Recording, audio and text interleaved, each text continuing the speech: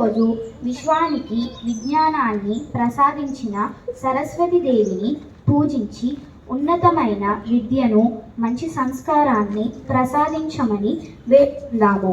మొదటగా సరస్వతీదేవి గురువైన హయగ్రీవ స్వామిని శ్లోకాన్ని జిష్ణు ధీరజ్ తెలియజేస్తారు.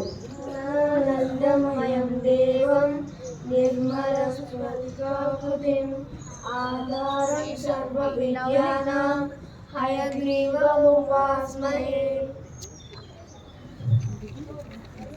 శరబిందు సమాకారే పరబ్రహ్మ స్వరూపిణి వ్యాసర పీఠ నిలయ సరస్వతి నమోస్తుతే.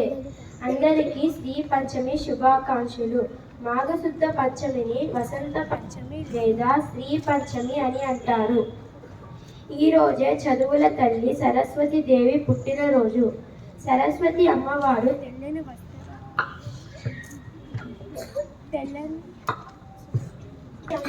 తెల్లని వస్త్రాలు ధరించి తెల్లని పద్మంపై కూర్చుంటారు. అమ్మవారికి తెలుపు రంగు అంటే చాలా ఇష్టం. అమ్మవారు ఒక చేతిలో స్ఫటికమాల, ఒక చేతిలో పుస్తకము ధరించి ఉంటారు. ఈ పంచమి రోజున పిల్లలకు అక్షరాభ్యాసం చేస్తారు. అలా చేయటం వల్ల ఉన్నతమైన చదువు లభిస్తాయి, మంచి వివేకము, విద్య లభిస్తాయి.